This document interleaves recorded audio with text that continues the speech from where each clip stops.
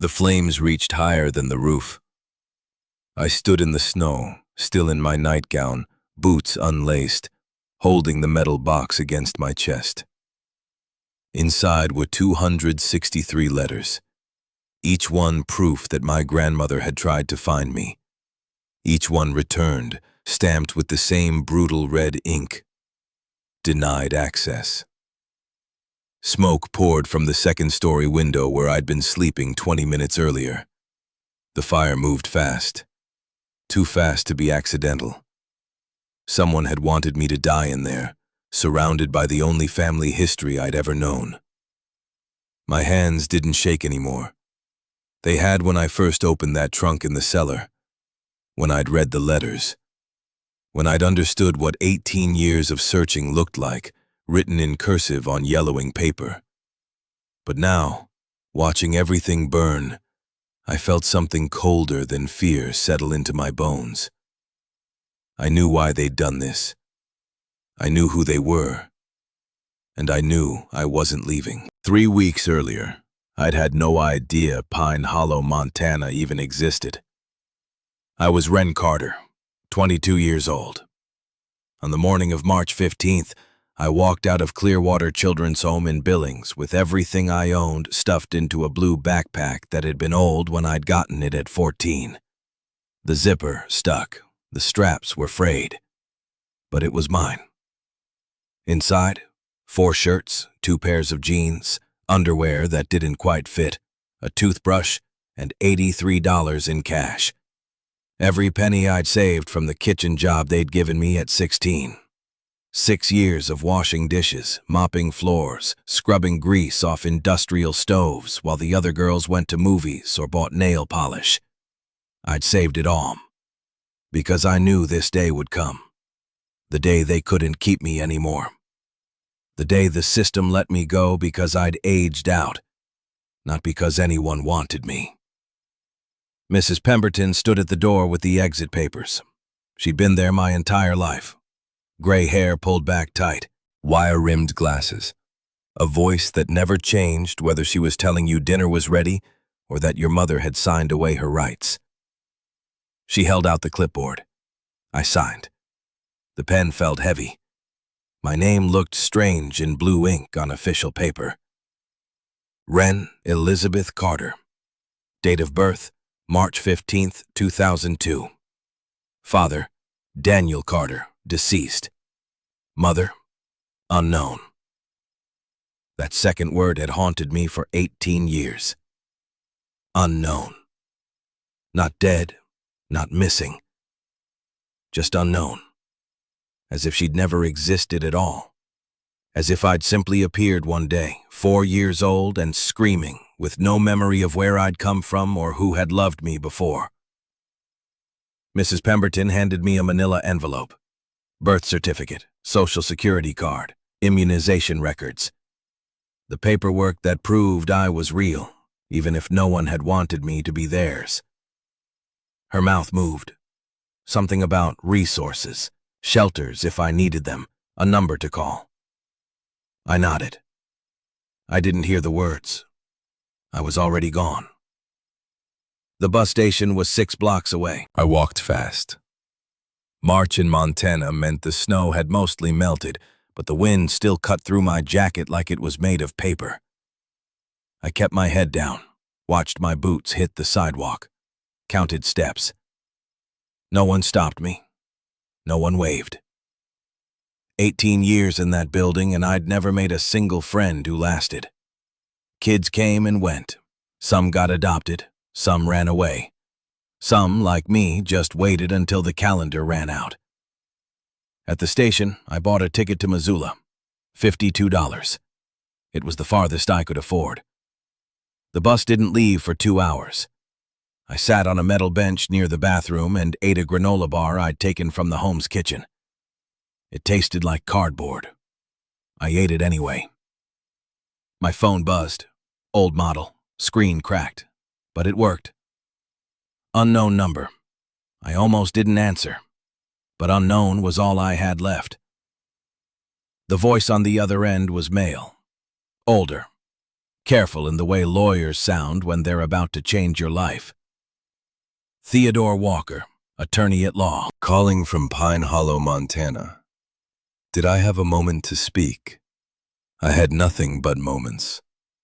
He asked if I was Wren Elizabeth Carter, daughter of Daniel Carter, deceased, born March 15th, 2002. Yes. The word came out dry. I reached for the water bottle in my bag. Empty. Mr. Walker paused. I heard papers rustling. Then his voice came back, softer. He was sorry to inform me that Eleanor Carter had passed away 4 months prior, December 18th. Complications from a fall. I didn't recognize the name. I told him so. Another pause. Longer this time. Ms. Carter, he said slowly. Eleanor was your paternal grandmother, your father's mother. She left a will. You're named as the sole beneficiary. The bus station disappeared. The fluorescent lights, the smell of diesel and old coffee. Everything narrowed to the phone pressed against my ear and the words coming through it. I had a grandmother. Past tense. I'd had a grandmother. Mr. Walker kept talking. Legal terms, estate, property. 175 acres in Pine Hollow. A house. Outbuildings. Savings account with $22,000. All of it left to me. My throat closed. I couldn't speak, couldn't breathe. 18 years I'd been alone.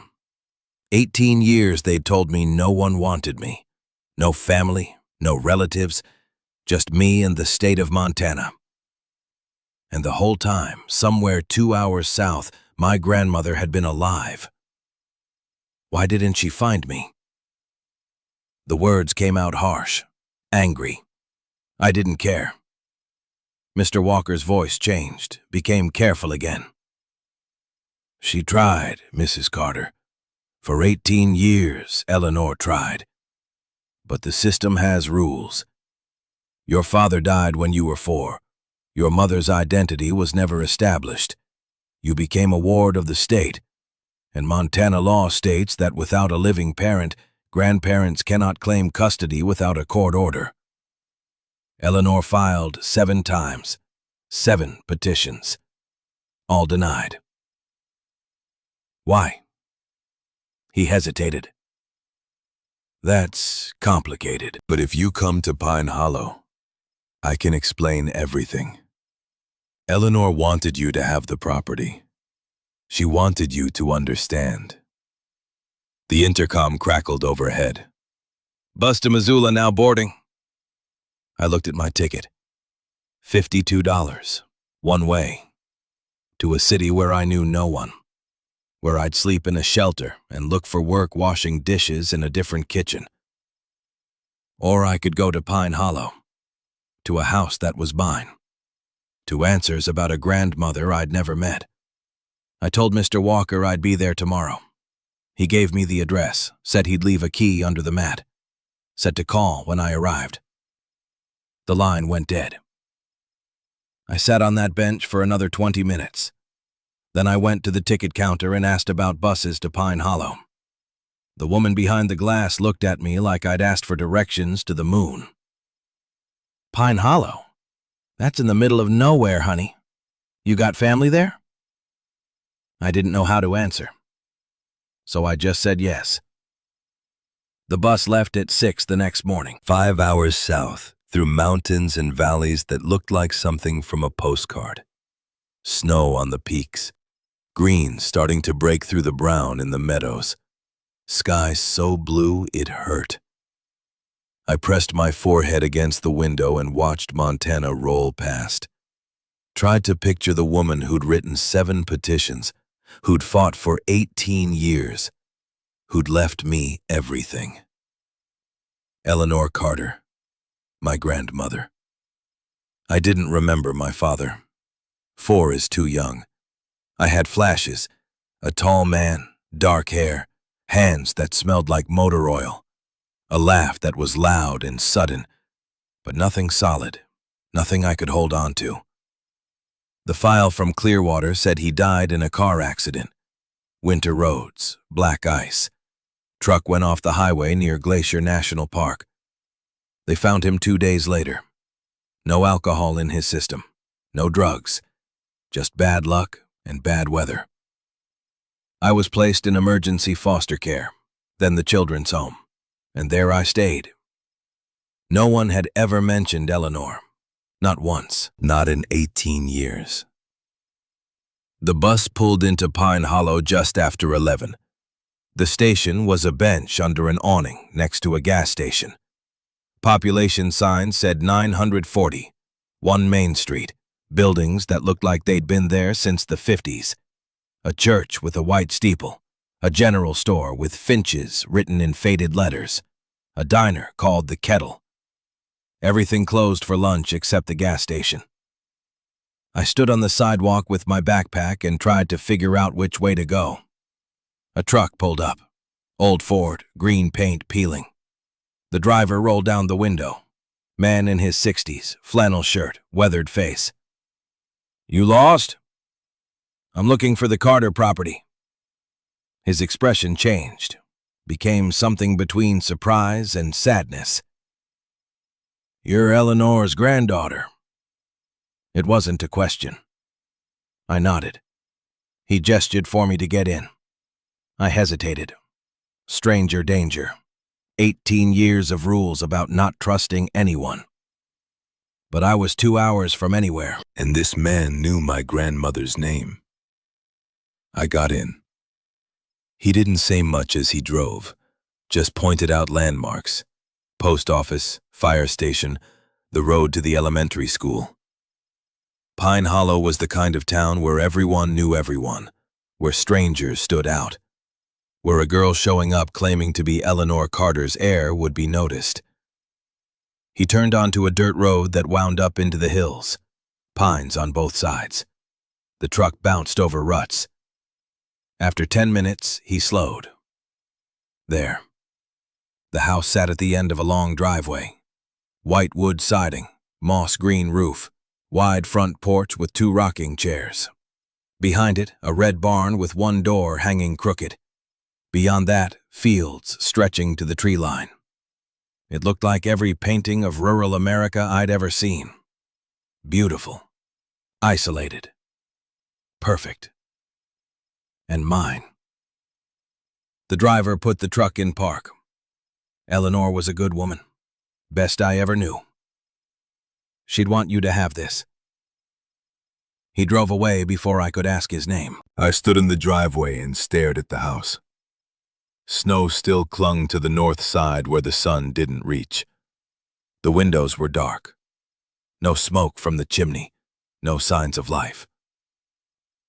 The key was under the mat, just like Mr. Walker had said. Old brass, heavy in my hand. The door swung open with a creak that echoed through empty rooms. Dust hung in the air like suspended time. Every surface covered, every piece of furniture draped in white sheets that had yellowed with age. The walls were pine. The floors were pine. Everything smelled like wood and cold and absence. I walked through slowly. Living room with a stone fireplace. Kitchen with a wood stove and a table for 4. Stairs leading up to what must be bedrooms. On the kitchen table, a calendar, still turned to December. The 18th circled in red pen. The day she died. Next to it, a coffee mug, empty but stained. A pair of reading glasses. A book, spine up, pages bent where she'd left off. She'd lived here, alone, in this big house in the middle of nowhere. And then she'd fallen. Complications, Mr. Walker had said. Which meant what? Broken hip? Head injury? Had she called for help? Had anyone come? I picked up the glasses. They were small, delicate. The frames had tiny flowers etched into the sides. My grandmother's glasses. I set them down carefully.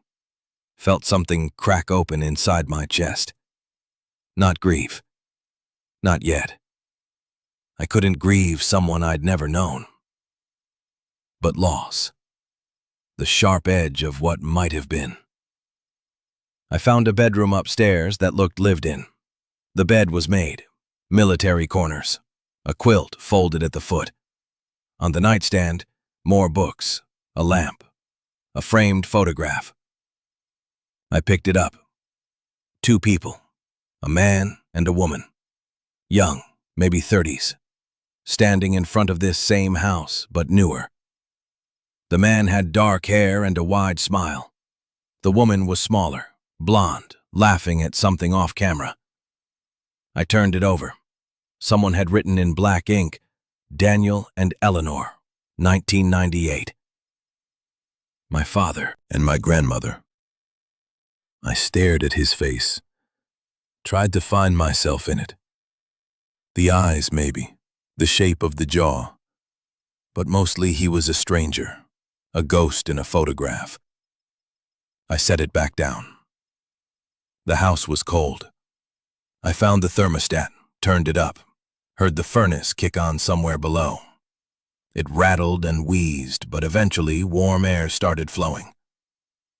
I went back downstairs, opened cupboards, found canned soup, pasta, rice, enough food to last weeks. The refrigerator was empty and unplugged. I plugged it back in. This was my house now, my life. Everything I owned fit in a backpack, and everything I'd inherited filled 175 acres. I didn't know what to do with any of it. Night came fast in the mountains. By 6, the sun was gone. I lit a fire in the living room fireplace, used newspaper and kindling I found stacked beside it. It took 3 tries, but eventually the flames caught. I sat on the floor in front of it, ate soup straight from the can, watched shadows dance on the walls. The house made noises as it settled, creaks, groans, the wind against the windows.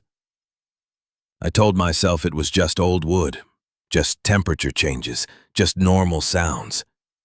But I wasn't used to normal. I was used to 40 other girls breathing in bunk beds, used to footsteps in hallways, used to never being truly alone. Here, the silence had weight. I tried to sleep on the couch, wrapped in the quilt from upstairs, but every sound jerked me awake. Every creak became footsteps. Every gust of wind became someone trying to get in. At 2 in the morning, I gave up.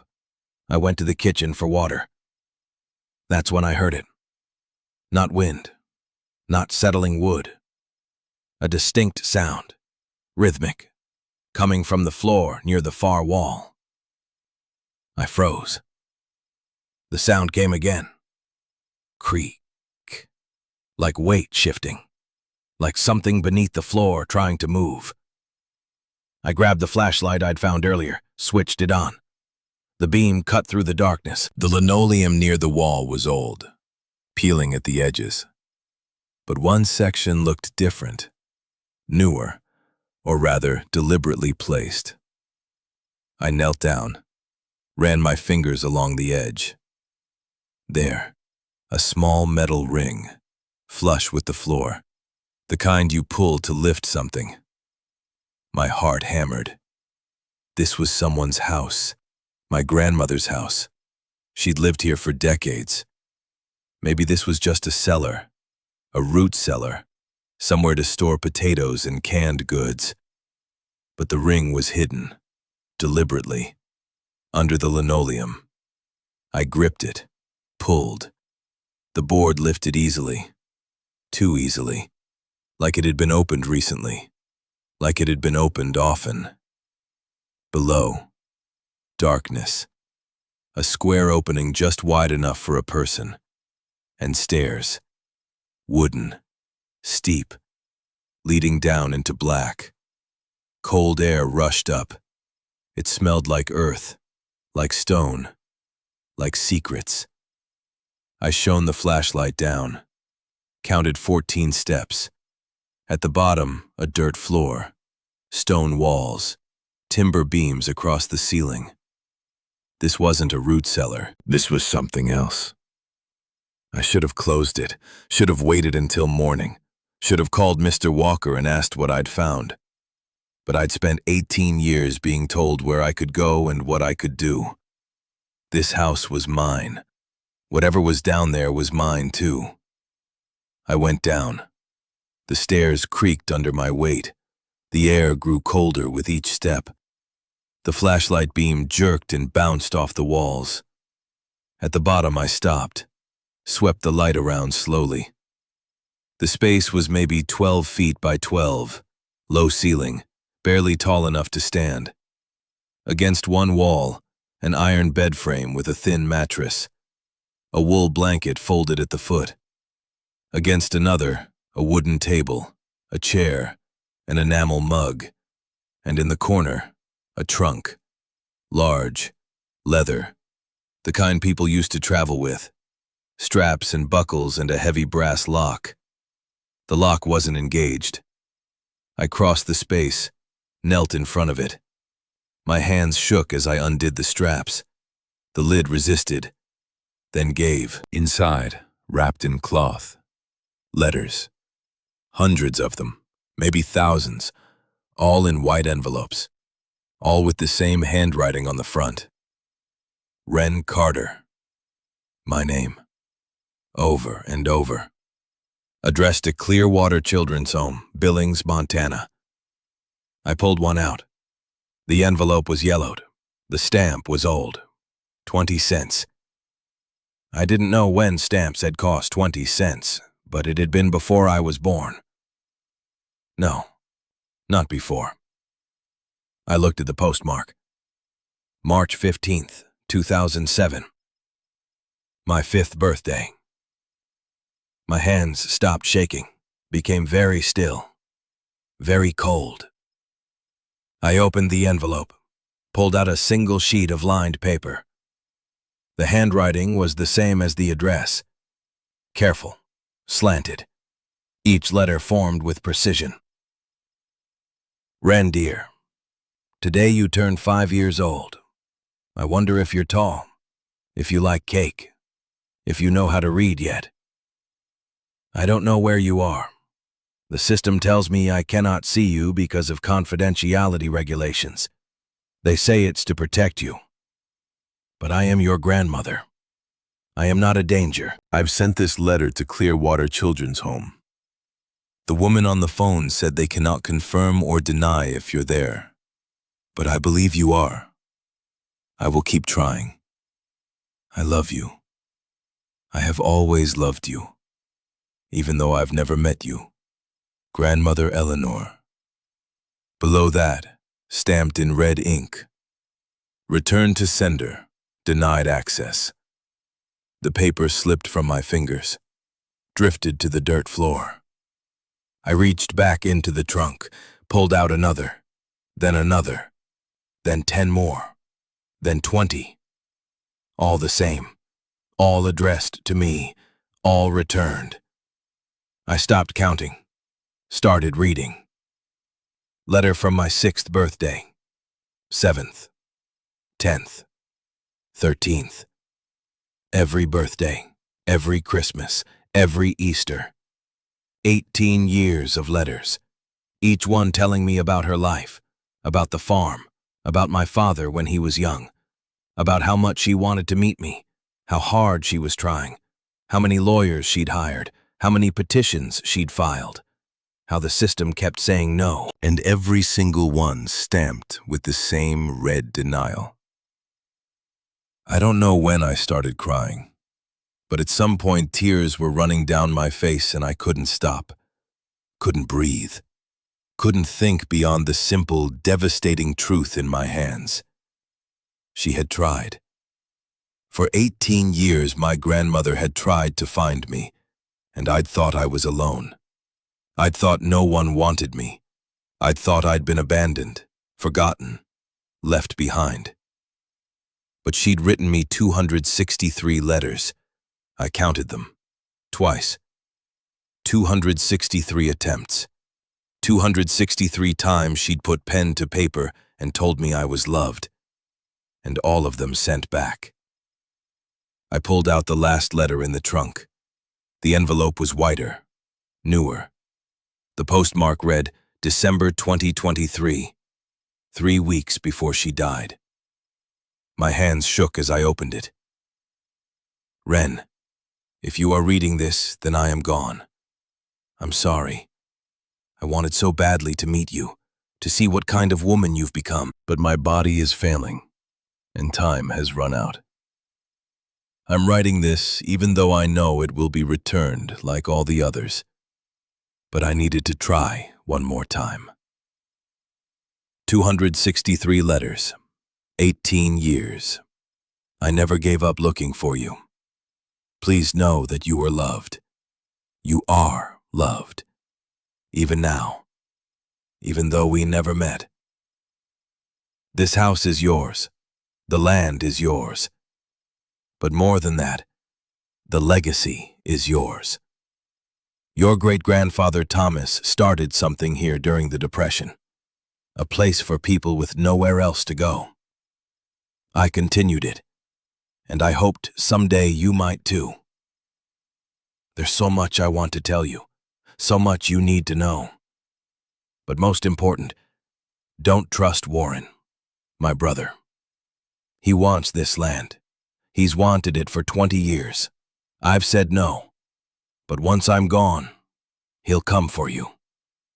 Stay strong. Keep the fire burning. And remember that you come from a line of people who didn't turn their backs on those in need. I wish I could have told you this in person. I love you, Ren. I always have. Grandmother Eleanor.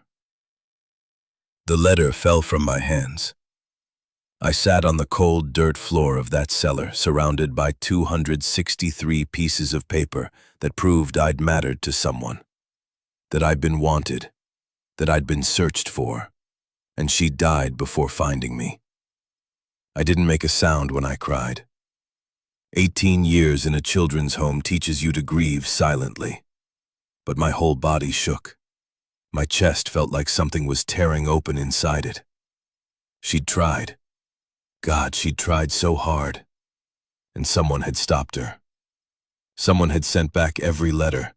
Someone had denied every petition. Someone named Warren. I stayed in that cellar until dawn, read every letter, memorized every word, watched my grandmother's handwriting change from strong and precise to shakier in the later years, watched her hope dim but never disappear. The last letter was dated 3 weeks before her death, which meant she'd written to me until the very end. When light finally started filtering through the small window near the ceiling, I carefully put all 263 letters back in the trunk, closed the lid, fastened the straps. I climbed back up the stairs, closed the hidden door, pushed the linoleum back into place. Then I made coffee in my grandmother's kitchen, used her mug, sat at her table, and waited for 9 o'clock when Mr. Walker's office would open. I had questions, and someone was going to answer them. The law office was above the general store on Main Street. I walked there, needed the cold air, needed to see the town in daylight, needed to understand where I was and what I'd inherited. Pine Hollow looked the same as it had yesterday. Small, quiet, the kind of place where nothing happened, where everyone knew everyone, where a girl showing up asking questions would be noted. Good. I wanted to be noted. Mr. Walker's secretary said he was expecting me, led me back to a small office with wood paneling and certificates on the walls. Theodore Walker stood when I entered. Older than he'd sounded on the phone, maybe 65, gray suit, kind eyes behind wire-rimmed glasses. Miss Carter, please, sit. I sat. He poured coffee without asking if I wanted any, set the cup in front of me, then sat behind his desk and folded his hands. I found the letters. My voice came out flat, hard. All 263 of them. All sent back. He didn't look surprised, just sad. Your grandmother was persistent. Why were they returned? Montana law. When a child enters state custody, contact from non-custodial parties can be restricted if deemed disruptive to the child's stability. Eleanor didn't have custody. She didn't have visitation rights. The court decided her attempts to contact you would be emotionally harmful. Emotionally harmful. I repeated the words, didn't hide the anger. Knowing someone loved me would have been harmful. Mr. Walker's face tightened. I didn't make those decisions, Miss Carter. I disagreed with them. I told Eleanor she could keep fighting. She did. For 18 years. Who made them? Who decided my grandmother couldn't find me? The court, social services, and... He paused, seemed to weigh his words. Your great-uncle Warren was involved in some of the proceedings. The coffee cup was warm in my hands. I held it tighter. Warren Caldwell. Yes. My grandmother's letter said not to trust him. Mr. Walker nodded slowly. Eleanor and Warren had a complicated relationship. He wanted her to sell this property. She refused. The conflict became bitter. I believe Warren may have used his connections to ensure Eleanor's petitions were denied. He knew that if she gained access to you, she would eventually leave you the land. And he wanted that land for himself. Something cold settled in my stomach. He kept us apart for 20 years because he wanted property? I can't prove that, but yes, I believe so. The door opened without a knock. A man walked in like he owned the space. 50-something. Gray suit more expensive than Mr. Walker's. Hair slicked back. Eyes that assessed and dismissed me in one sweep. Warren Caldwell. Didn't look much like my grandmother from the photos. Harder. Meaner. His mouth was a thin line that didn't seem built for smiling. So this is Daniel's daughter. His voice matched his face. Cold. Transactional. You look like him. Got his stubborn chin. Mr. Walker stood. Warren, this is a private meeting. Warren waved him off. Sat in the chair next to mine without being invited. Turned to face me. I came to make things simple, Wren. May I call you Wren? I didn't answer. He continued anyway. Eleanor left you this property, but she also left you her debts. $38,500 in back property taxes, 3 years' worth. The county is patient, but they're not charitable. You don't pay, they foreclose. I kept my face blank, kept my hand steady on the coffee cup. Now, I'm a businessman. I own land throughout Montana.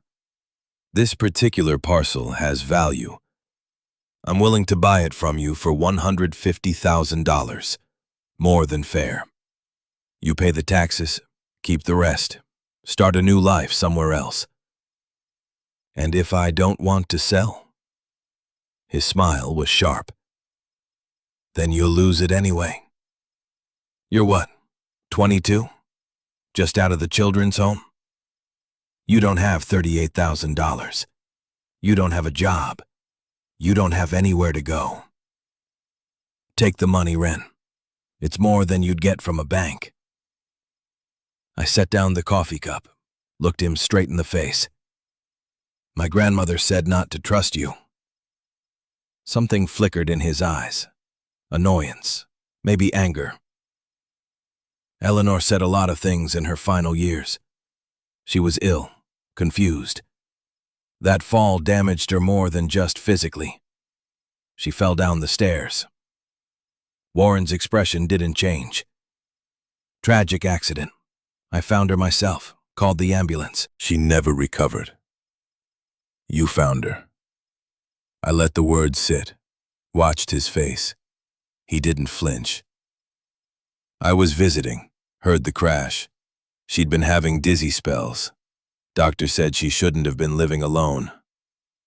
Did you push her? The room went silent. Mr. Walker stood. That's enough, Warren. Get out. Warren didn't move, just kept looking at me. That stubborn chin, just like your father. Daniel was the same way, wouldn't listen to reason. And look where it got him. Get out. Mr. Walker's voice was steel now. Before I call the sheriff. Warren stood slowly, adjusted his suit jacket, smiled at me. 30 days, Wren. That's how long the county gives you to pay. After that, I'll be filing a claim on the property for unpaid family loans. Eleanor borrowed money from me over the years, money I want back, with interest, which will give me legal claim to the estate. He pulled a card from his pocket, dropped it on Mr. Walker's desk.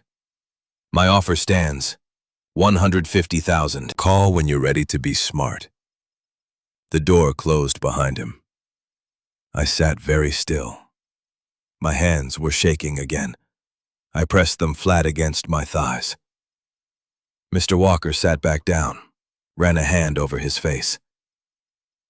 I'm sorry. He had no right to come here. Is it true? About the taxes? Yes. Eleanor fell behind. Medical bills. She spent everything helping others. And the loan? He hesitated. Warren claims she borrowed money. I've never seen documentation. But he could manufacture it. He has lawyers, resources. I looked at the coffee. It had gone cold. So I have 30 days to pay $38,000 I don't have. Or lose everything. Mr. Walker didn't answer, which was answer enough. I stood. Thank you for your time. Wren, wait. He came around the desk.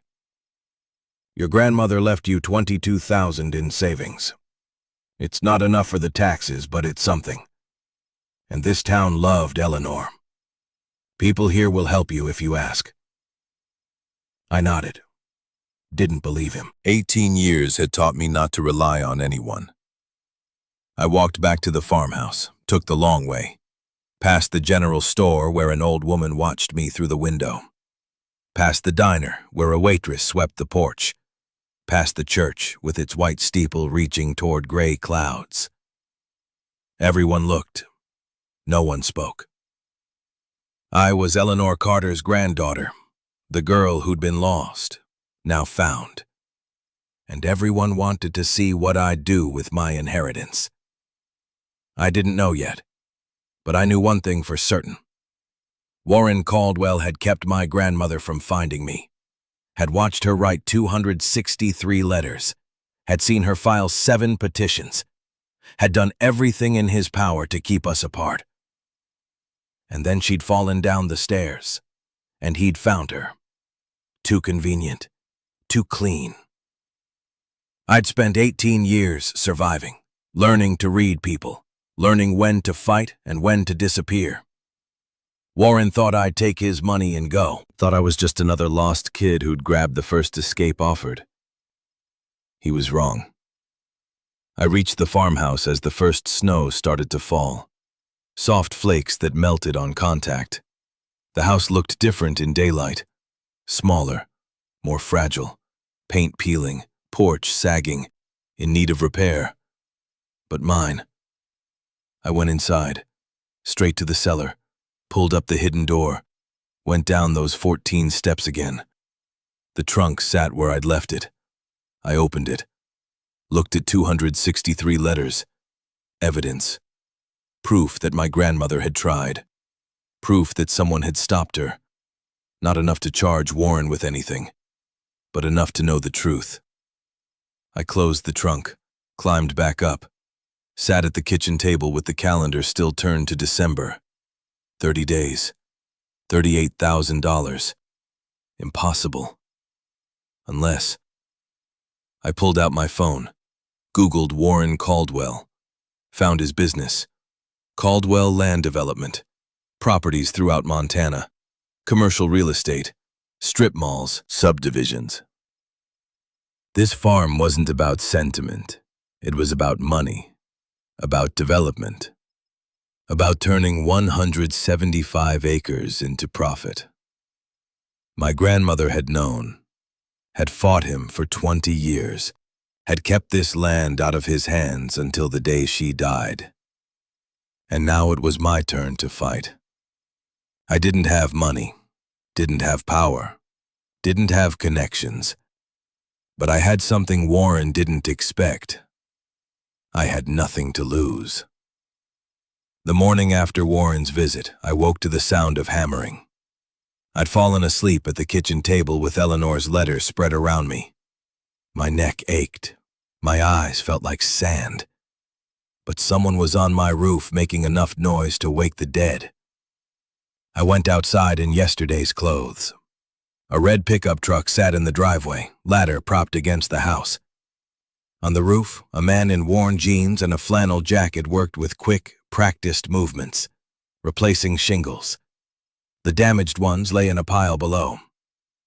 He saw me, climbed down without hesitation, landed with the ease of someone who'd spent a lifetime on ladders. "You're Eleanor's girl." His voice was rough, weathered, but not unkind. "I'm Wren, Holt Brennan." He extended a hand, calloused, strong grip. "I worked with your grandmother for 40 years. Saw you come into town yesterday. Figured you'd need help with repairs." "I didn't ask you to fix anything." "No, but Eleanor would have wanted the roof done before spring rains. I owe her that much." He turned back to his work, started gathering the damaged shingles. I watched him move, methodical, efficient, not asking permission, not waiting for approval. "Why do you owe her?" Holt paused, looked at me straight on. 12 years ago, my son nearly drowned in Clearwater Creek. Eleanor pulled him out, performed CPR until the ambulance came. Jasper was 14. He's 26 now, works construction. Good kid. None of that happens if Eleanor doesn't jump in that freezing water.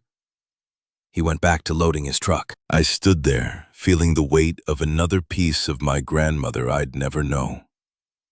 Another story I'd missed. "I can't pay you." Didn't ask for payment. "I have $38,000 in taxes due, 30 days to pay it, and a great uncle who wants me gone." Holt's hands stilled on the shingles. "Warren came by yesterday, made an offer, threatened a lawsuit, smiled while doing it." Holt straightened, wiped his hands on his jeans. "That's Warren. Mean as a snake and twice as patient.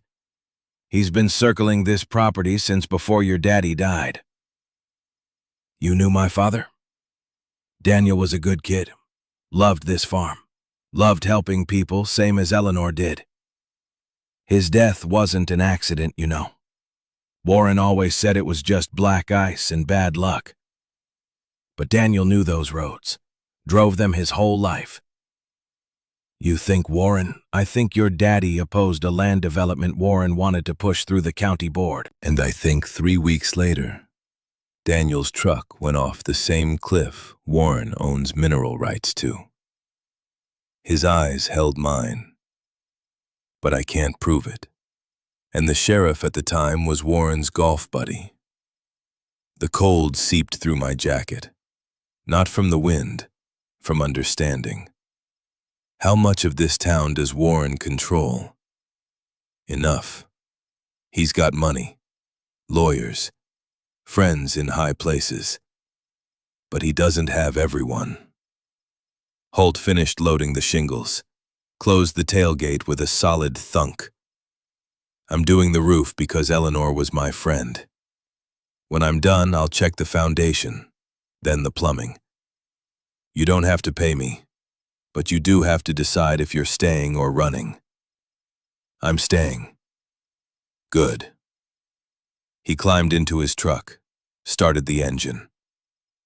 Eleanor kept journals in the attic. You should read them. He drove off before I could ask what he meant. The attic entrance was in the upstairs hallway, a pull-down ladder that creaked when I unfolded it. Dust showered down. The space above was dark, hot in summer, cold now. I found the light switch, single bulb that barely pushed back the shadows. Boxes everywhere, stacked along the walls, labeled in the same careful handwriting from the letters. Christmas ornaments, tax records 1995 to 2010, Daniel's baby clothes. I opened that last one without thinking. Inside, tiny garments wrapped in tissue paper, a blue blanket, a silver rattle, a hospital bracelet. Daniel James Carter, 7 pounds, 4 ounces, April 12, 1970. My father, small enough to hold in 2 hands, loved enough to save every memory. I closed the box, kept looking. Near the back, under the eaves where the roof sloped lowest, I found a metal container. Military surplus, the kind designed to keep things dry and protected, locked with a combination padlock. The lock was old but well-maintained, 4 digits. I tried Eleanor's birthday from her gravestone. Nothing. Daniel's birthday. Nothing. My birthday. Click. The lock opened. Inside, wrapped in oilcloth, 12 leather-bound journals. The covers were cracked with age, the pages brittle, but the handwriting was still legible, strong, masculine, different from Eleanor's careful script. The first page of the first journal. Thomas J. Carter, January 1931. My great-grandfather. I carried the journals downstairs, made coffee, sat at the kitchen table and began to read. January 3rd, 1931. Farm prices dropped again. Wheat down to 30 cents a bushel. Can barely afford seed for spring planting. Margaret says we'll manage. She always says that. February 15th, 1931.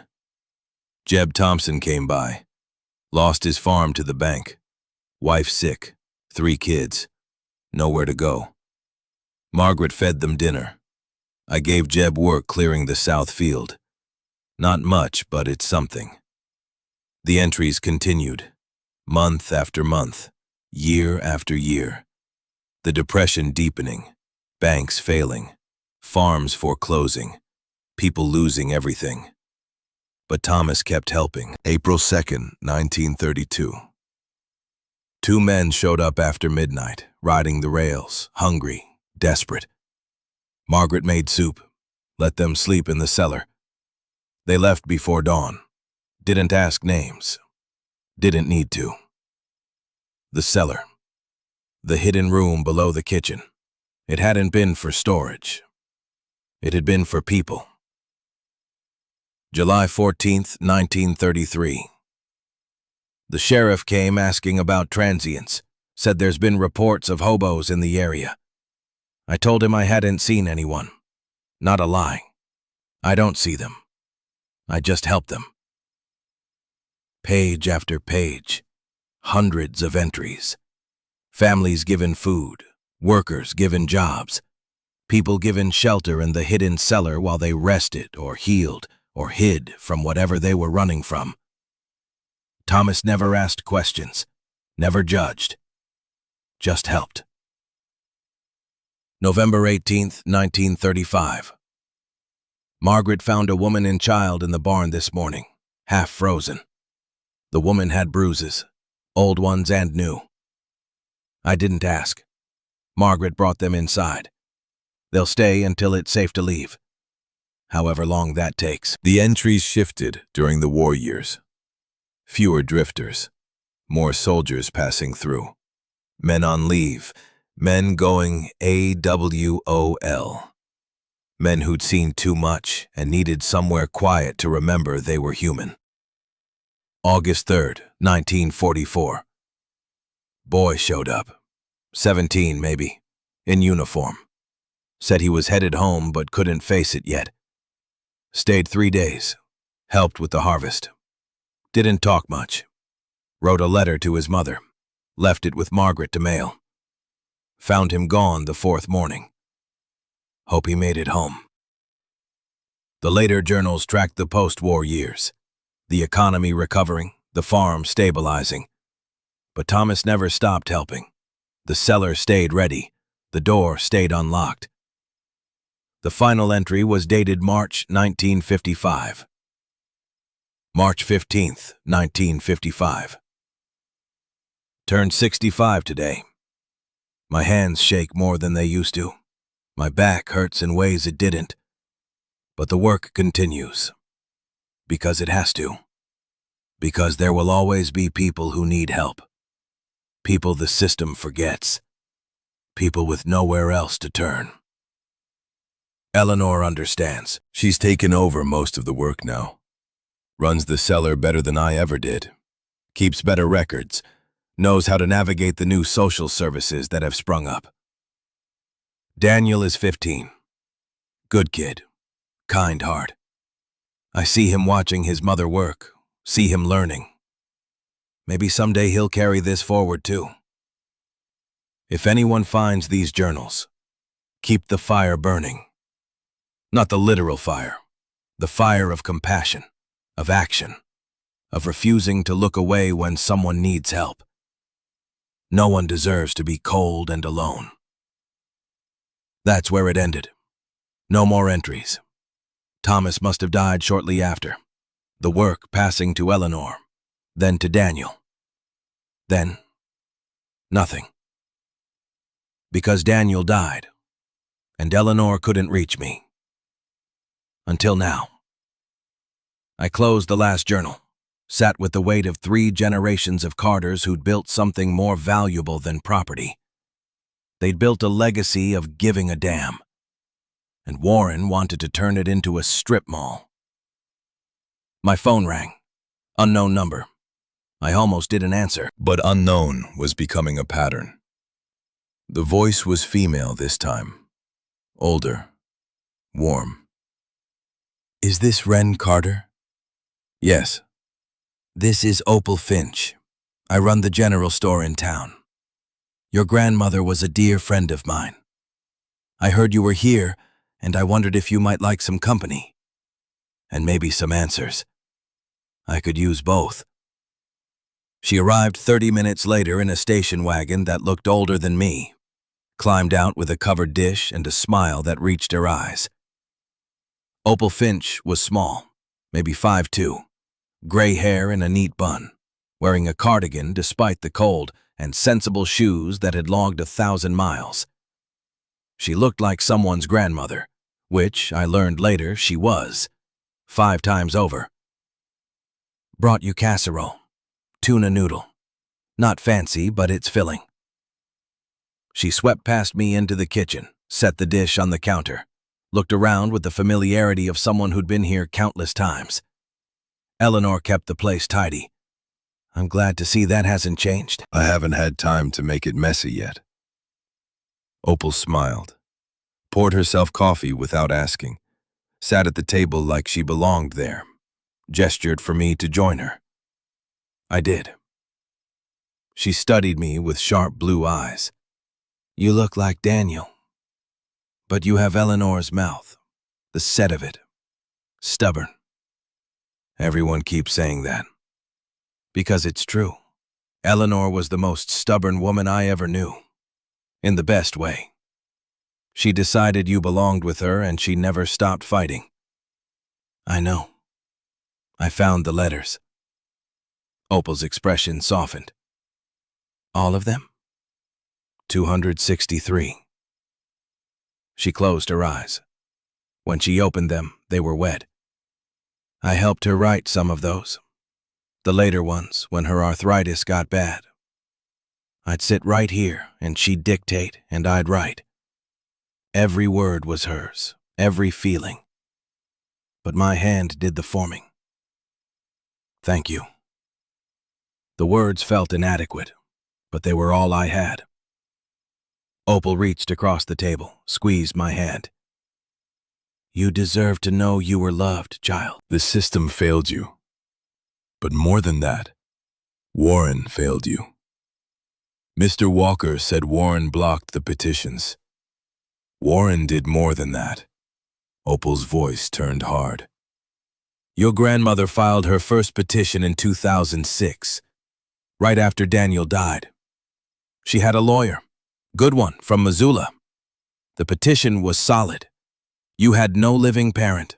Eleanor was your next of kin. By all rights, she should have gotten custody. But she didn't, because Warren knew the judge, Judge Holloway. They've been friends since college. Warren made a donation to Holloway's re-election campaign, $50,000. 2 weeks later, Holloway denied Eleanor's petition, said placement with a grandparent would disrupt your stability and state care. Opal pulled a tissue from her cardigan pocket, dabbed at her eyes. Eleanor didn't give up. She filed again with a different judge. Warren got to that one too. Then the next, and the next. For 18 years, he used money and connections to keep you away from her. Why? What did he gain? Time.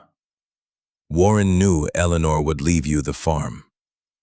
If she died before you turned 18, before she could write you into the will legally, the property would go to him as next of kin. He was betting on her dying first. She almost did. If she'd fallen a month earlier, if I hadn't aged out, he would have won. Opal's jaw tightened. That fall wasn't an accident. You think Warren pushed her? I don't think. I know. Eleanor called me the day before she died, said Warren had come by demanding she sell, said things got heated, said he grabbed her arm and she told him to leave. She was going to call the sheriff, file a restraining order. But she died first. She died that night. Warren claims he found her the next morning, but Eleanor always locked her doors at night. Always. How did Warren get in to find her if she'd just fallen? Maybe she didn't lock them that one time. Or maybe he had a key. Maybe he let himself in. Maybe there was a confrontation on the stairs, and it ended with an elderly woman at the bottom and a man who'd been trying to steal her property for 20 years, finally getting what he wanted. Opal stood abruptly, paced to the window, looked out at the fields. I can't prove any of this. The sheriff barely investigated, ruled it an accident within 24 hours. Case closed. No autopsy. No questions. Because Warren has this whole county in his pocket. Opal turned back to me. But you should know the truth. Your grandmother didn't just fall. She was killed. And now Warren's coming for you. He offered to buy the property. Of course he did. And when you refuse, he'll escalate. He'll sue. He'll dig up any little piece of dirt he can manufacture. He'll make your life hell until you give up and leave. I'm not leaving. Opal studied me. Then she smiled. Small. Sad. You really do have Eleanor's stubbornness. She left after making me promise to eat the casserole. To call if I needed anything. To be careful around Warren. I promised. Then I drove to the cemetery. Pine Hollow Cemetery sat on a hill north of town. Small, maybe 200 plots. Most of the graves were old, names worn off the stones, dates from the 1800s. Eleanor's plot was near the back. New granite, simple engraving. Eleanor Marie Carter, 1948 to 2024. Beloved grandmother and friend. I stood there with the wind cutting through my jacket, looked at the stone, tried to feel something beyond rage and loss. She'd been 76 when she died. Could have had another 10 years. Could have met me. Could have told me stories about my father. Could have explained the journals and the cellar and the legacy I'd inherited. But Warren had taken that. Movement caught my eye. To the left of Eleanor's grave, partially hidden by overgrown grass, were more stones. Smaller. Simpler. I walked closer. 23 graves, all in a row. All with the same plain markers. No names. Just numbers. 1 through 23. The stones were newer than the others in the cemetery, maybe 10 years old. Well maintained despite the grass. Someone had been caring for them. I knelt by the first one, ran my fingers over the number carved into granite. Who were these people? Why no names? A voice behind me. Those are Eleanor's graves. I turned. A man stood on the path, young, maybe mid-20s, tall, dark hair, work coat and boots. He had kind eyes, the kind that had seen pain and chose compassion anyway. I'm Jasper, Holt Brennan's son, the one Eleanor saved. He nodded, walked closer, stood beside me, looked down at the numbered stones. These are people my mother helped. People who died with no family, no money for burial, no one to claim them. Mom paid for every funeral, every plot. But most of them didn't have legal names. Undocumented workers, homeless folks, people who'd been running so long they'd forgotten who they used to be. 23 people. Over 28 years. Mom kept records. Who they were as much as she knew. How they died. Natural causes mostly. Old age, illness. One from exposure during a bad winter. She buried them here because she said everyone deserves to be remembered, even if the only one who remembers is the person who helped them. My throat tightened. I looked at the stones, tried to imagine faces, lives, stories that had ended with only Eleanor to bear witness. Your mom was a good person, the best I knew. Jasper crouched beside me. And Warren destroyed her for it, spent her savings on these funerals, on helping people, on trying to find you. She died with nothing because she gave everything away. I didn't know what to say, so I said nothing. Just knelt there in the cold grass looking at 23 graves and feeling the weight of a legacy I'd inherited too late. Jasper stood. If you need help fighting Warren, my dad and I are in. Mom would want that. He left me there. I stayed until my knees ached and the wind made my eyes water. Then I walked back to Eleanor's grave, placed my hand on the cold stone. I'm sorry I didn't meet you. My voice cracked. I'm sorry he kept us apart. I'm sorry you died alone. The wind picked up, carried the sound away. But I promise you this. Warren doesn't get to win. He doesn't get this land. He doesn't get to profit from your death. I'll find a way to pay the taxes. I'll find a way to keep this place. And I'll make sure everyone knows what he did to you. I drove back to the farmhouse as the sun set. The temperature dropped. By the time I parked, my breath fogged the air. Inside, the message light on the landline was blinking. I hadn't noticed it before, hadn't thought to check. I pressed play.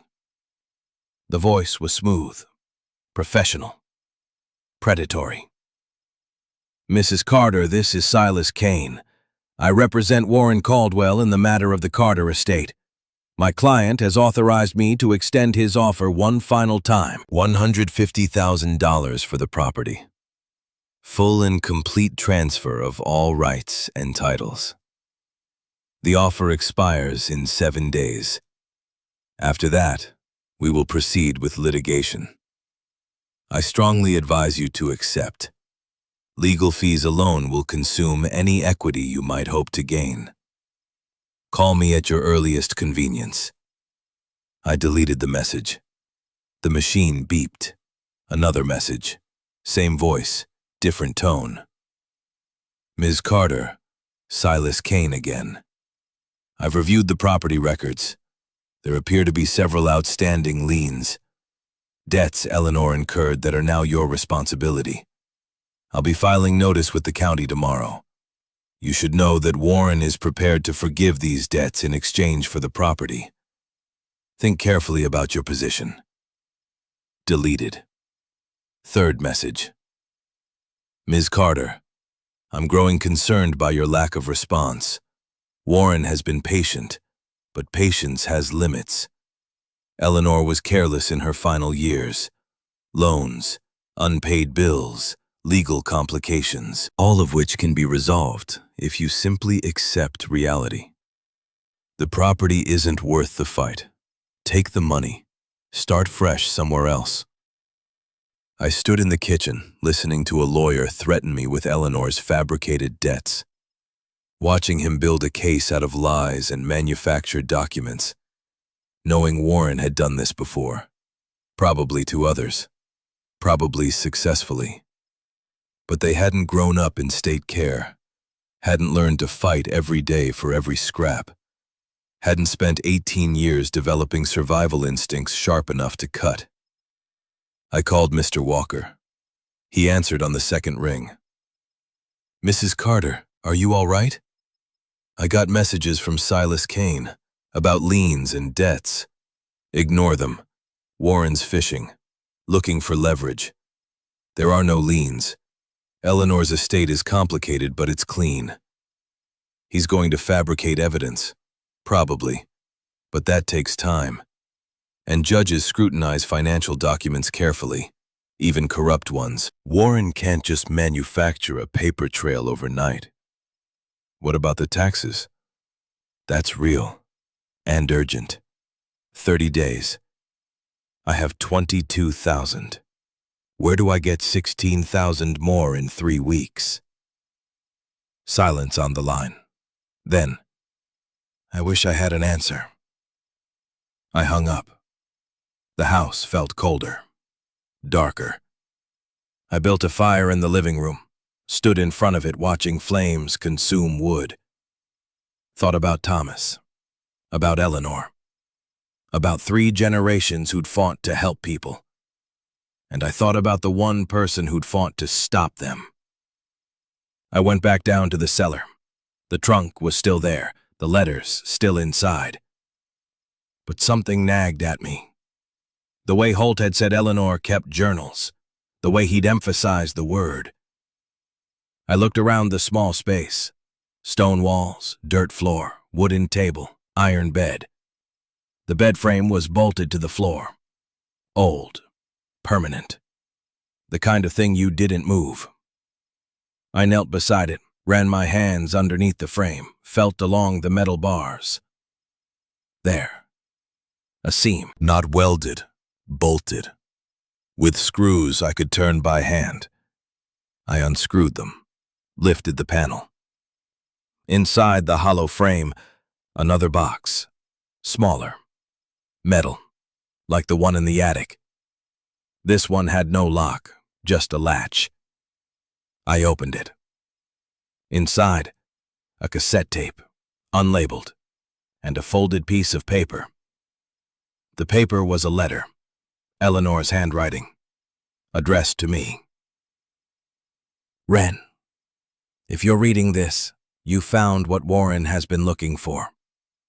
The tape is my insurance. I recorded it 3 weeks ago after Warren's last visit.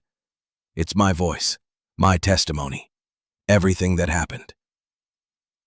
I'm going to die soon. I can feel it. The falls, the dizziness. Warren thinks it's age, but I know better. I've started tasting metal in my morning coffee. The water from the tap runs oddly colored sometimes. I believe he's poisoning me. Slowly, carefully. But I've documented everything. The tape is my witness. If I die before you find this, use it. Tell the police.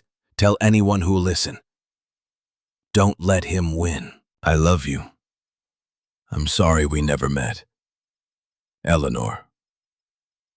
My hands shook. I set down the letter, picked up the tape. The farmhouse still had a cassette player. Eleanor's generation never threw anything away. I found it in the living room closet, plugged it in, put the tape inside, pressed play. Static. Then Eleanor's voice. Older. Tired. But strong. December 1st, 2023. This is Eleanor Marie Carter recording my testimony. I'm of sound mind, not confused, not senile. What I'm about to say is the truth. My brother Warren has been poisoning me. I believe he's putting something in my water supply. I've had the well tested privately. Results show elevated levels of arsenic. Not enough to kill quickly, but enough to weaken, to cause falls, to make death look natural. A pause, breathing. Then she continued. Warren wants my property. Has wanted it for 23 years, since before Daniel died. He's tried buying it, tried suing for it, and when those failed, he kept my granddaughter from me. Used his connections to ensure I could never reach Wren. Never tell her she was loved. Never bring her home. Now he's decided to kill me for it. 2 weeks ago, we had a confrontation.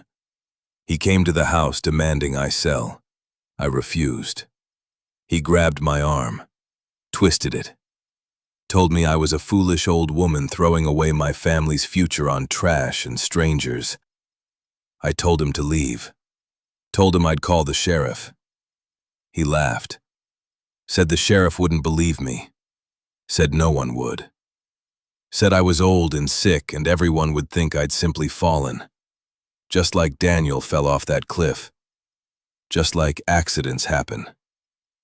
Eleanor's voice broke, recovered. I'm recording this because I know he's going to kill me. Maybe tomorrow, maybe next week, but soon. And when they find me at the bottom of the stairs or collapsed in the garden, they'll say it was age. They'll say it was natural. But it's not. It's murder. And I need someone to know the truth. The recording ended. I sat in the dark living room with the fire dying and Eleanor's voice still echoing in my head. Warren had killed her. Not speculation, not theory. Fact. Recorded. Witnessed. Proof. My phone rang. Unknown number again. I answered. The voice was familiar now. Cold. Professional. Ms. Carter. Silas Kane, have you considered Warren's offer? No. That's unfortunate, because I'm calling to inform you that we've filed suit in district court.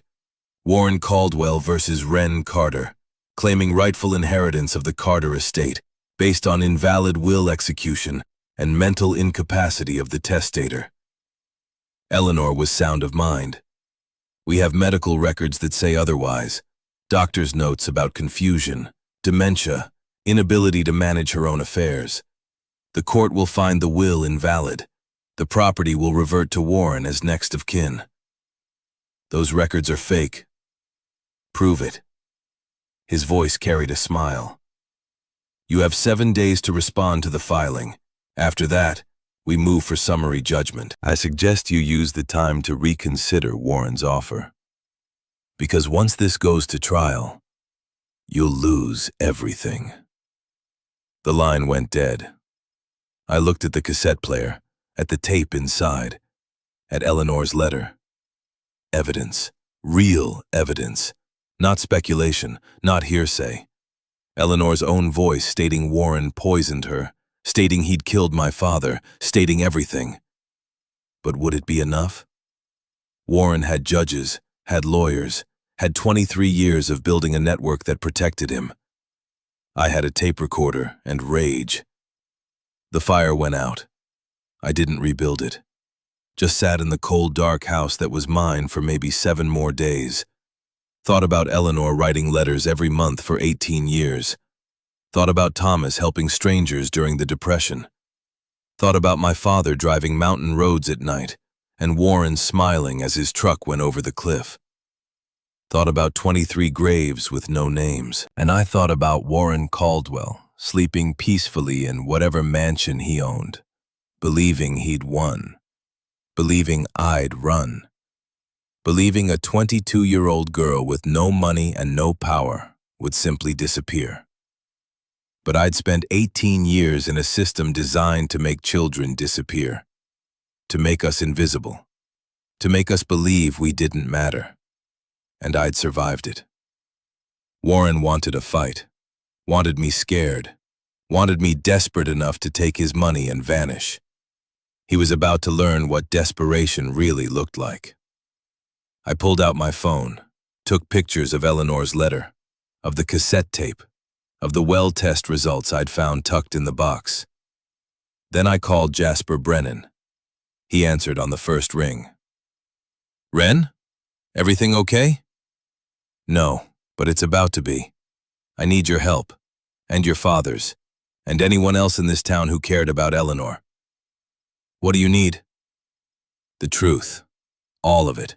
Every person she helped, every time Warren threatened her, every shred of evidence that proves what he did." Jasper was quiet for a moment. Then, "When do we start?" "Now." Jasper arrived within the hour, brought his father, brought Opal. Within 2 hours, 7 people sat in Eleanor's living room. Within 3, it was 12. By midnight, 23. They came with stories, with documents, with photographs and receipts and memories of a woman who'd spent 28 years helping anyone who needed it. I listened, took notes, recorded testimonies on my phone, built a case the way Eleanor had built a legacy, one piece at a time. Marcus Webb had been homeless. Eleanor gave him work clearing brush, 3 months of steady pay that got him into an apartment. He still lived in Pine Hollow, still worked odd jobs, still remembered the woman who treated him like a person instead of a problem. Sarah Ortiz brought hospital bills. Her daughter had needed surgery. No insurance. $15,000 they didn't have. Eleanor paid it. Anonymously. Sarah only found out years later when a clerical error revealed the benefactor's name. Tom Bridger showed me property records. Warren had tried to buy the farm next to Eleanor's in 2018. The owner refused. 2 months later, the barn burned. Insurance barely covered the loss. The owner sold cheap. Warren built a storage facility. Pattern after pattern. Warren pushing, Warren threatening, Warren winning. Until Eleanor. Holt spread Eleanor's accounting ledgers across the kitchen table. She kept meticulous records. Every penny spent on the shelter. Every person helped. Names when she had them. Dates, always. 28 years of documentation proving what this house had been, what it had meant. The final entry was dated December 15th, 3 days before she died. December 15th, 2023. Total expenditures since 1995, $184,320. Remaining savings, $22,000. Property taxes due, $38,500. Medical expenses mounting, time running out. But the work continues, because it must, because people still need help. Because giving up isn't an option when someone's life depends on you saying yes. My throat tightened reading it. Eleanor had known she was dying, had known she didn't have enough money for taxes, had kept helping anyway. Opal touched my shoulder. She never stopped believing you'd come home. That's why she held on to the farm, why she fought Warren. She wanted you to have this, to continue what she started. I can't pay $38,000 in taxes. You don't have to. Opal smiled, small, determined. We do. She pulled out her checkbook, wrote a check for $500, set it on the table. Jasper added $300. Holt put down $800. Marcus gave $20. Sarah gave $50. One by one, the people in that room wrote checks, pulled cash from wallets, made pledges. Within 20 minutes, we had $4,000. Not nearly enough, but a start. Tom Bridger pulled out his phone, started a group text. By morning, we'll have more. Pine Hollow takes care of its own, and you're one of us now. I looked at the pile of checks and cash, at the faces of people I'd met days ago who were treating me like family, like I belonged, like I mattered. I'd spent 18 years believing I was alone, unwanted, forgotten. But Eleanor had built something bigger than property. She'd built community. And that community was fighting for me because I was hers. The meeting broke up around 2 in the morning. People left promising to spread the word, to gather more support, to stand with me against Warren. Opal stayed behind, helped me organize the documents, the testimonies, the evidence. You need a lawyer, not Theodore Walker. He's good, but he's old. You need someone who fights dirty. Do you know someone? Opal smiled, pulled out her phone, made a call despite the hour. The voice that answered was sharp, awake, ready. Opal spoke quickly, explained the situation, listened, then handed me the phone. The woman on the other end was brisk. No nonsense. Margot Hayes. I practice in Missoula, but I grew up in Pine Hollow. Opal says Warren Caldwell is trying to steal your inheritance. That's the simplified version. Give me the complicated one. I did. Everything. The letters, the petitions, the poisoning, Eleanor's tape, Warren's lawsuit, Silas Kame's threats, the 7-day deadline. Margot was silent for a moment, then, I'll be there tomorrow at 10. Don't talk to Kame. Don't respond to the filing. Don't do anything until I arrive. Why are you helping me? Because Eleanor Carter was the reason I became a lawyer.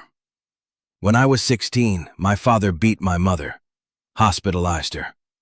Eleanor took us in, let us stay in that cellar until Mom was strong enough to leave, paid for our lawyer, testified in court. Dad went to prison. Mom rebuilt her life. And I decided to spend mine fighting men like him. Her voice hardened. Men like Warren. The line went dead. I slept 3 hours. Woke to sunlight and the sound of more vehicles arriving. By 9, there were 15 trucks in my driveway. By 9:30, Holt's entire crew had shown up with tools and materials. By 10, they were replacing the porch boards Warren's lawsuit claimed were a safety hazard. Margot arrived in a black Audi, climbed out wearing a suit that cost more than I'd made in a year. Perfectly styled hair, perfect makeup, perfect everything except her eyes. Those were hard. Fighter's eyes. She walked past the construction, didn't comment, just entered the house like she'd been here before. Maybe she had. Show me everything. I did. The letters, the journals, the accounting ledgers, the cassette tape, the well test results, every piece of evidence I'd gathered. Margot listened to the tape twice, read Eleanor's letter 3 times, examined the well results with the focus of someone who understood chemical compositions. Finally, she looked up. This is good. Better than good. But Warren's been at this a long time. He'll have counters ready. We need more. Like what? Medical records. Eleanor's actual medical records, not whatever forgeries Kane is using. We need proof she was competent when she wrote her will. We need the original will. It's in a safe deposit box at Mountain West Bank. Mr. Walker gave me the key. Margot stood. Let's go. The bank was in town, small, one of those old buildings with marble floors and brass fixtures. The manager recognized me immediately. Ren Carter. I'm so sorry about Eleanor. She was a wonderful woman. Margot stepped forward. We need to access Eleanor's safe deposit box. Ms. Carter has authorization. The manager hesitated. I'll need to verify. Margot placed a business card on the counter. I'm her attorney. We're operating under time constraints due to pending litigation.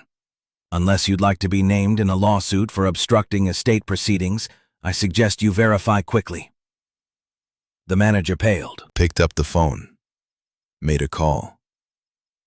2 minutes later, we were in the vault. The box was small. Inside, Eleanor's original will. Medical records from 3 different doctors, all stating she was of sound mind, competent, capable, no dementia, no confusion. There was also a sealed envelope, my name on the front in Eleanor's handwriting. Margot saw it. That's personal. Take your time. I'll review these medical files. She stepped out, left me alone in the vault with the last thing my grandmother had written me. I opened the envelope with shaking hands. Ren, if you're reading this, then you found your way home. I'm so proud of you, so grateful. Even though we never met, you've been the reason I kept fighting. Warren will try to take this from you. He'll lie. He'll cheat. He'll use every resource he has. But don't let him win. Not because of the property, because of what it represents. Your great-grandfather Thomas believed everyone deserved help, not judgment. Not charity with conditions. Just help.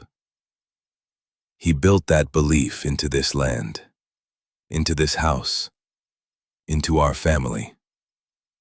I continued it. Your father would have too, if he'd lived. Now it's yours. The legacy of refusing to look away when someone needs you. I don't know if you'll stay, if you'll continue the work. That's not my decision to make. But I hope you will. Because the world needs more people who give a damn. And you, sweet girl, are proof that caring matters.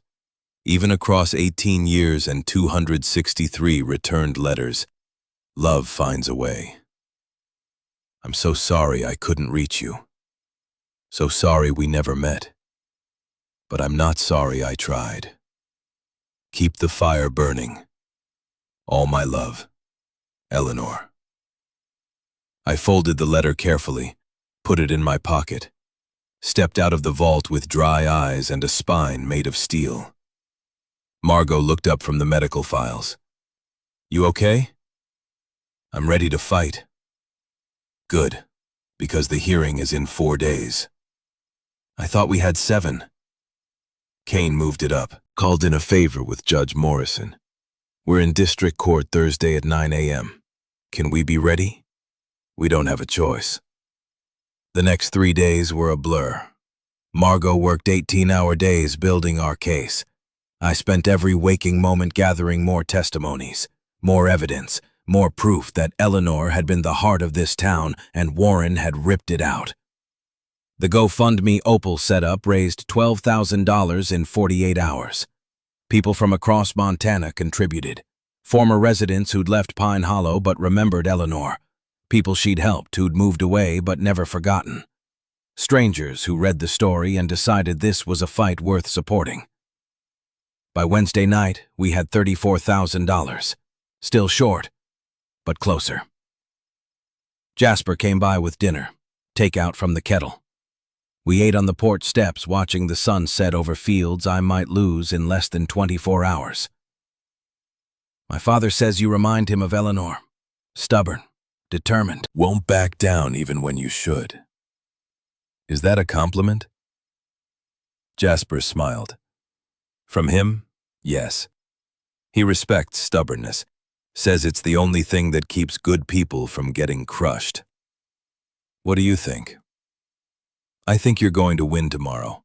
Not because you have the better case, but because you're fighting for something Warren can't understand. You're fighting for people. He's only ever fought for property. What if that's not enough? Then we rebuild. Find another way. Keep going. I looked at him. Really looked. Saw the same determination I'd seen in Holt. The same core of decency that had made Eleanor jump into freezing water to save a drowning kid. Thank you. For helping me. You didn't have to. Yes, I did. Jasper met my eyes. Mom saved me twice. Once from the creek. Once from giving up on myself when I was 20 and lost. She taught me that the point of surviving isn't just to keep breathing. It's to help someone else breathe too. He left at midnight. I stayed up until 3 reviewing testimony with Margot. She'd rented a room at the one bed and breakfast in town, refused to stop working until every argument was airtight. Finally, she closed her laptop, leaned back. We're as ready as we're going to be. Will it be enough? Depends on the judge. Morrison is fair, not in Warren's pocket like Holloway was. But he's also by the book. He'll want clear evidence, solid documentation, no room for doubt. We have Eleanor's tape, her letter, the medical records. And Warren has 20 years of legal precedent, deep pockets, a reputation. We're asking a judge to believe that a respected businessman poisoned and murdered his sister. That's a high bar. But it's true. Truth doesn't always win in court. Margot's voice was tired. But I've seen impossible cases won. I've seen justice happen when it shouldn't. Tomorrow we make the best argument we can. Then we hope. I didn't sleep.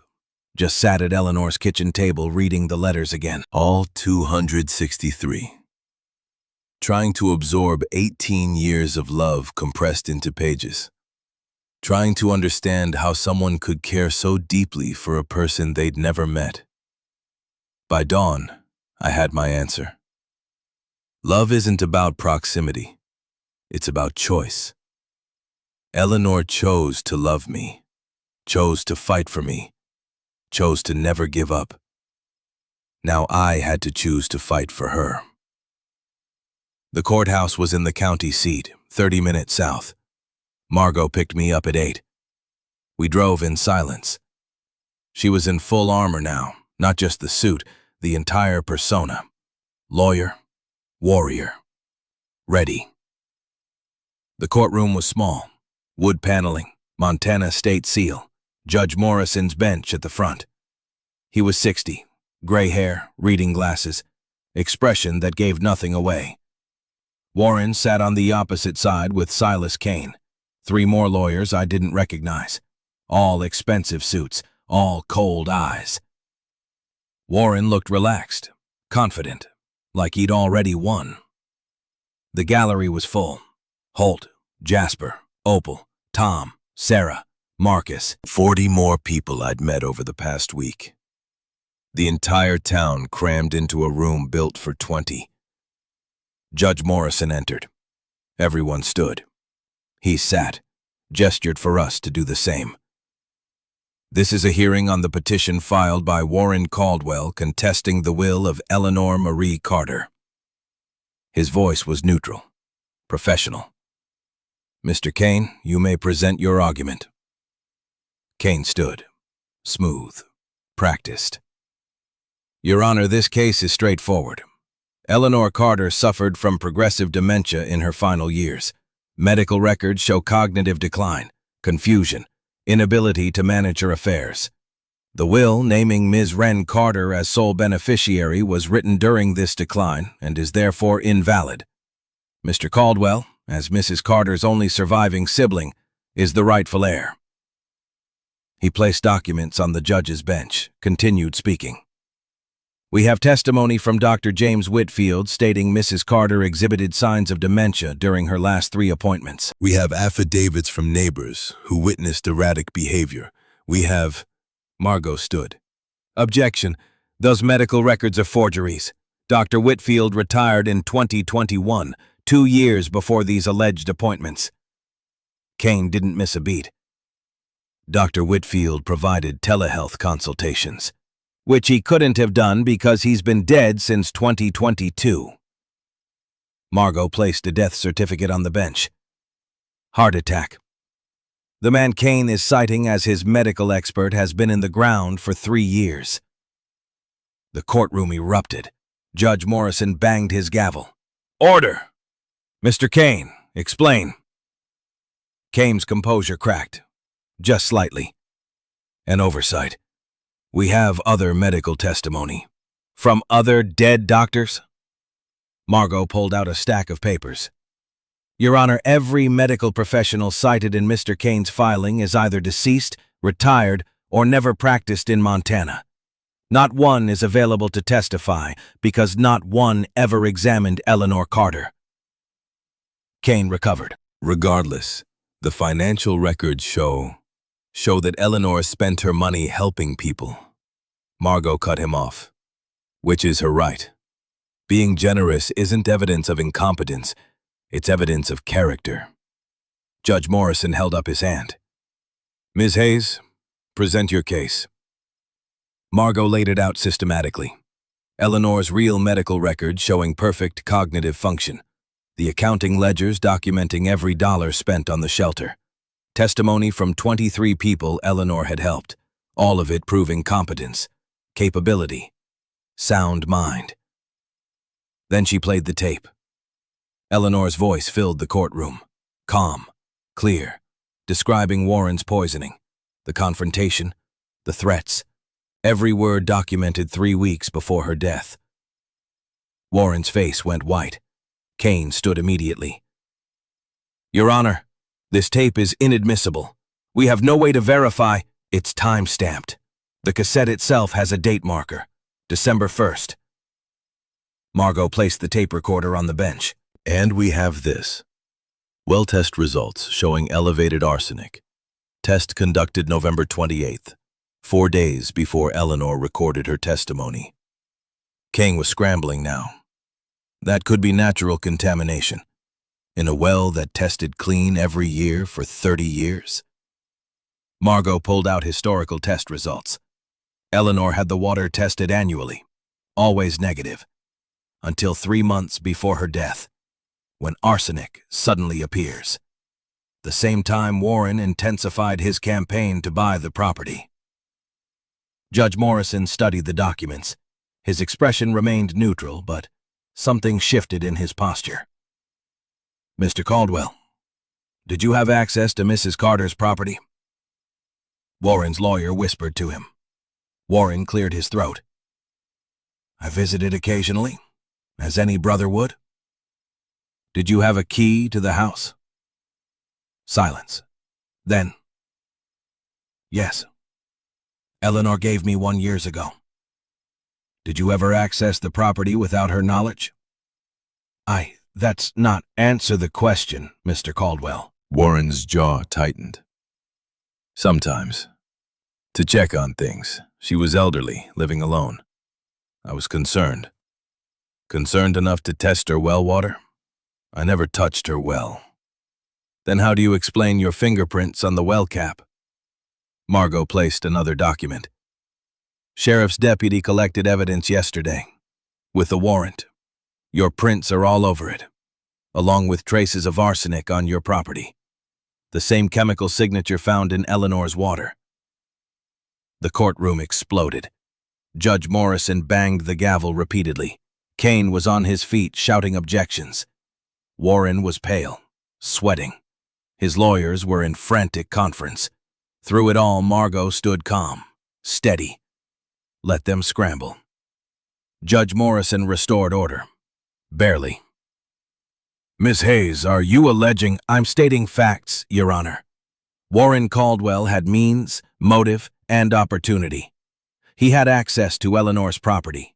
He had the chemical agent found in her water. He had 18 years of documented attempts to acquire her land. And he had the most to gain from her death. Your Honor, this is outrageous, Kane tried to interrupt. It's evidence. Margot didn't back down. And it proves Eleanor was not only competent when she wrote her will, she was actively protecting herself and her granddaughter from the man now trying to steal both their legacies. Judge Morrison held up both hands. I'm calling a recess. Chambers, both attorneys, now. They filed out. The courtroom descended into chaos. Opal was crying. Holt had his arm around Jasper. People were whispering, speculating. Warren sat frozen. His lawyers surrounded him, but his eyes found mine across the room. I didn't look away, didn't flinch, just held his gaze until he was the one who broke. 20 minutes later, Margot emerged. Her expression was controlled, but I caught the slight curl of her lips. Judge Morrison reconvened court.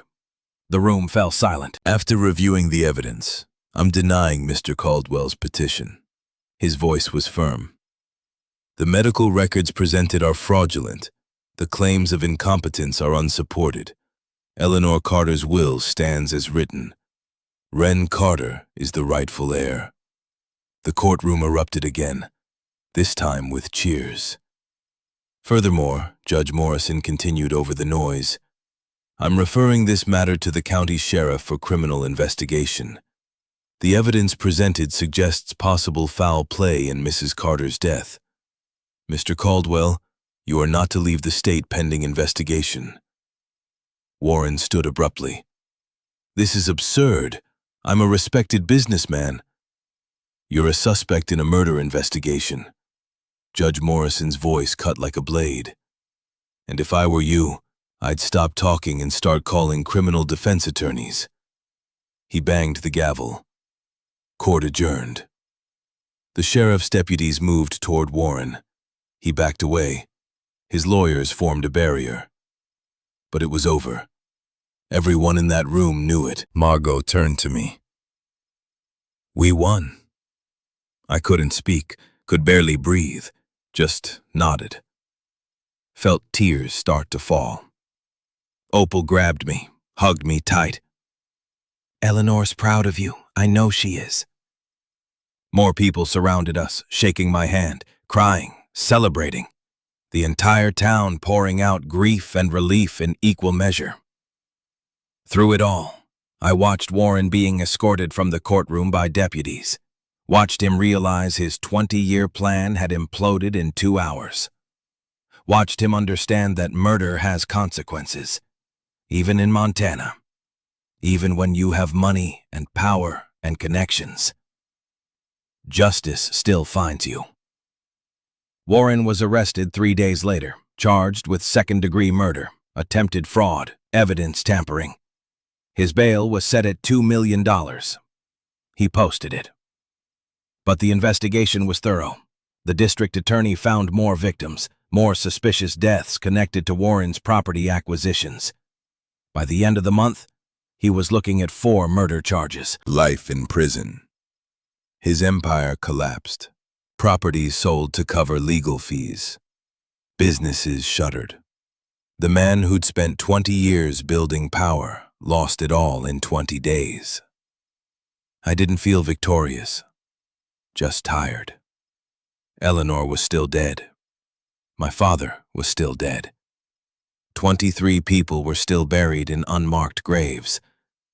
But they hadn't been forgotten, and Warren hadn't won. That mattered. The tax money came through. Between the GoFundMe and additional donations, we raised $41,000, enough to pay the county, enough to save the farm. I wrote thank you notes to every contributor, 167 of them, each one personal, each one explaining what their donation meant. Because Eleanor had taught me through her letters that the small acts matter, that writing someone's name matters, that telling them they're seen matters. I spent April fixing the house. Holt and his crew worked for cost. Jasper came by every evening. We'd sit on the porch and talk about everything and nothing. About Eleanor, about plans, about what it meant to inherit a legacy of compassion. By May, the repairs were done. New roof, new plumbing, new everything that had been broken. In June, I reopened the shelter. Registered it properly this time. Got the licenses, the insurance, everything Eleanor hadn't been able to afford because she'd been too busy helping people to build bureaucracy. I called it Eleanor's house. Put a sign by the road. Simple, clear. Anyone welcome. The first person showed up 2 days later. Young woman, maybe 19. Black eye, split lip. No bags, no money, no words. I gave her the cellar room. Clean now, painted, with new bedding and a lock that worked from the inside. Told her she could stay as long as she needed. No questions, no judgment, no conditions. She stayed 3 weeks, then left with contact information for a women's shelter in Missoula, with a bus ticket I bought. With the knowledge that somewhere in Montana, there was a house that would always take her in. 7 months after Eleanor's death, Eleanor's house had helped 18 people. Not hundreds like Eleanor had, but 18 lives that were different because someone had said yes when they'd needed help. I kept the accounting ledgers, recorded every expense, every person, every story. Continued the tradition because traditions only die when we stop carrying them. On a cold December morning, I drove to the cemetery, brought coffee in Eleanor's mug, sat on the frozen ground by her grave. The stone was the same, simple, but now there was a small plaque beside it, donated by the town. It read, Eleanor Marie Carter. She kept the fire burning. I pulled out a letter, one I'd written the night before. Read it aloud in the empty cemetery.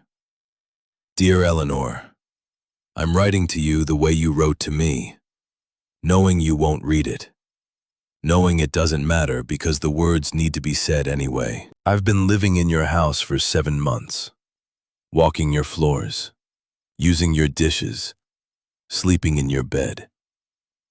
Every day I find something new. A book with your notes in the margin. A recipe card in your handwriting. Small pieces of a life I never got to witness. But I know you now. Through the journals, through the letters, through the people whose lives you touched. You were right about Warren. Right about the legacy. Right about everything. I'm keeping the fire burning. Not perfectly. I make mistakes. I don't always know what to do. But I'm trying. The way you tried for 18 years to find me. The shelter has helped 18 people so far. One of them was a girl my age who'd been beaten by her boyfriend.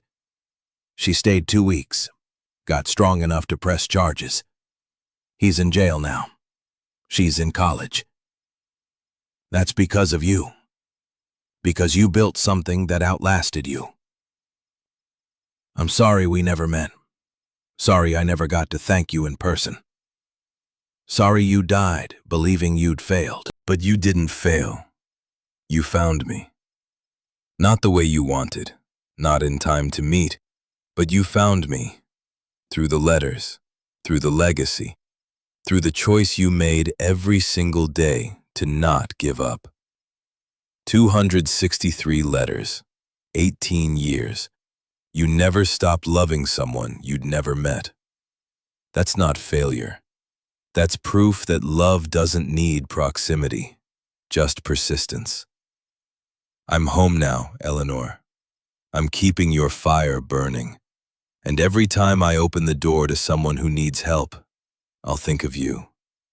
Of great-grandfather Thomas, of Dad, of everyone who understood that the point of having space isn't to guard it, it's to share it. Thank you for never giving up. Thank you for leaving me this gift. Not the property, the purpose. I love you. I wish I'd said it while you were alive, but I'm saying it now. And I'll keep saying it every time I help someone. Every time I choose compassion over convenience. Every time I make the same choice you made. To give a damn. Even when it's hard. Especially when it's hard. Your granddaughter, Wren. I folded the letter, placed it on her grave, weighed it down with a stone so the wind wouldn't take it. Stayed there until the cold seeped through my jeans, until my coffee was empty, until the sun climbed high enough to warm the frozen earth.